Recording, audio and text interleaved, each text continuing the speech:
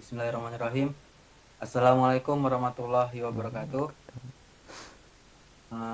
Perkenalkan, kami dari kelompok 3 ingin mempresentasikan hasil pekerjaan kami yang dimana kami mengambil judul tentang wawasan Nusantara. Oke, jadi berikut adalah nama-nama dari kelompok kami. Nah, kita masuk ke topik. Jadi topik yang akan kelompok kami bahas itu adalah mengenai perkembangan teknologi di dalam perspektif wawasan Nusantara. Nah, kita masuk ke pendahuluan dulu.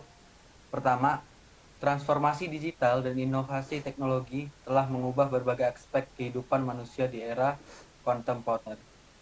Lalu kedua, dalam konteks wawasan Nusantara, isu ini menjadi penting karena pengaruhnya terhadap perkembangan ekonomi, budaya, dan keterhubungan antar wilayah di Indonesia.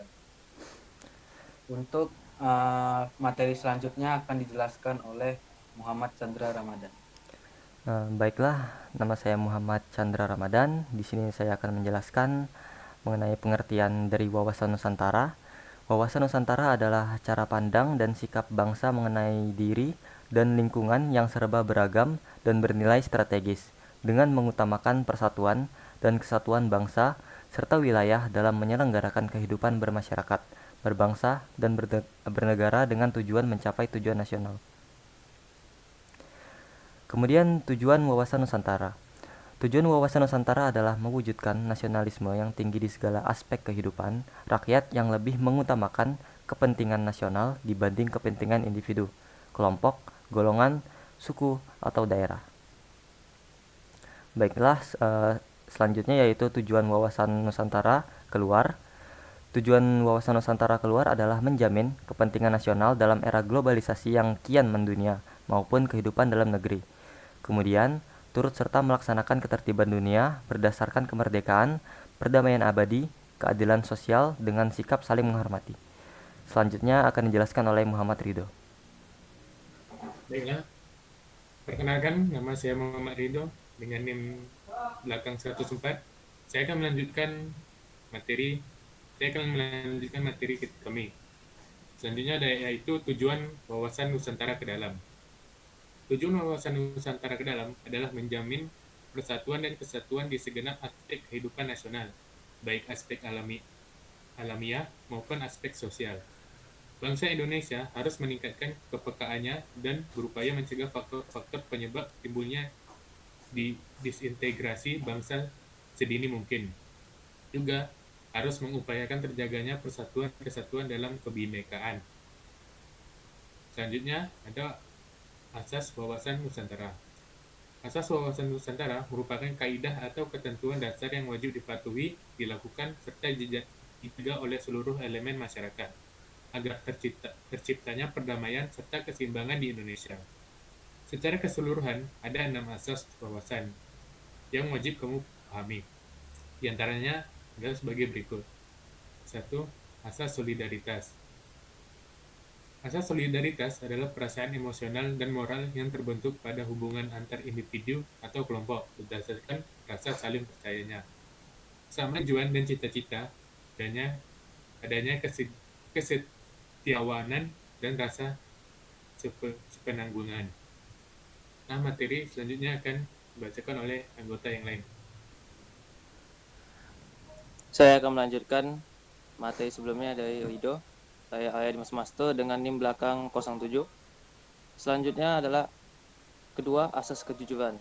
Asas kejujuran dalam berpikir serta bertindak menjadi sebuah asas wawasan Nusantara yang sangat penting.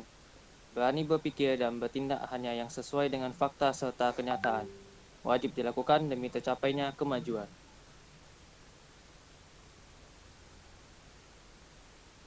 Ketiga, asas kesamaan tujuan.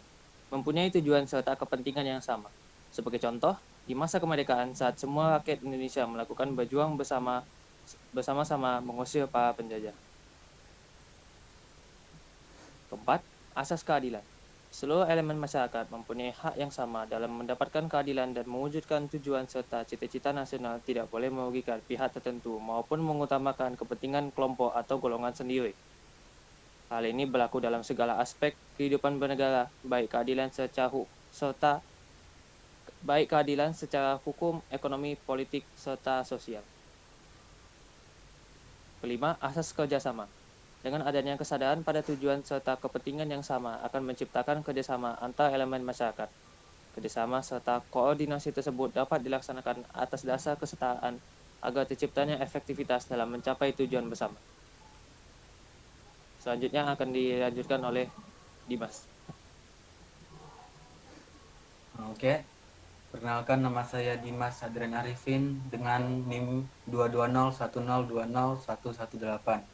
Di sini saya akan melanjutkan materi tentang asas wawasan Nusantara, poin ke-6, yaitu kesetiaan. Asas kesetiaan dalam wawasan Nusantara berarti adanya kesetiaan terhadap kesepakatan bersama untuk menjadi bangsa dan mendirikan negara Indonesia yang dimuliakan oleh Budi Utomo pada 1908.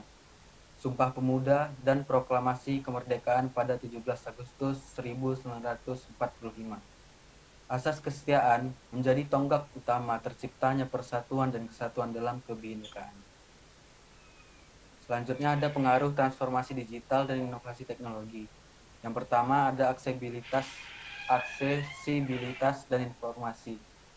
Pertama, internet dan teknologi digital memberikan aksesibilitas informasi yang luas bagi masyarakat Indonesia. Kedua, perkembangan teknologi dan komunikasi memungkinkan interaksi dan pertukaran informasi antar wilayah. Lalu untuk poin kedua, ada peningkatan produktivitas. Di mana poin pertamanya ada inovasi teknologi dan otomatisasi proses bisnis meningkatkan efisiensi dan produktivitas di berbagai sektor ekonomi. Lalu poin kedua, perkembangan e-commerce dan platform digital memfasilitasi transaksi bisnis dan pertumbuhan usaha di berbagai daerah. Untuk materi selanjutnya akan disampaikan oleh Hafiz Ramadana Putra. Perkenalkan, nama saya Hafiz Ramadana Putra dengan NIM 2201020119. Saya akan melanjutkan pengaruh transformasi digital dan inovasi teknologi. Yang ketiga, perubahan dalam pendidikan. Adopsi teknologi digital dalam pendidikan membuka peluang akses pendidikan yang lebih luas dan inovasi pembelajaran. Platform pembelajaran online dan penggunaan teknologi dalam proses belajar mengajar mengubah paradigma pendidikan di Indonesia.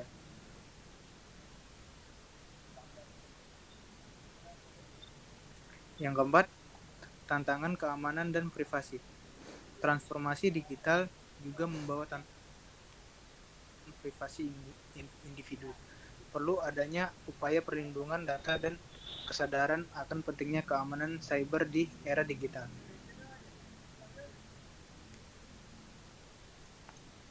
Conclusion. Kesimpulan, perkembangan teknologi memiliki peran penting dalam mewujudkan visi wawasan Nusantara dan diperlukan upaya kolaboratif dari berbagai pihak untuk memanfaatkan dan mengatasi tantangan dalam pemanfaatan teknologi untuk kemajuan dan kesatuan Indonesia. Oke, sekian presentasi dari kelompok kami.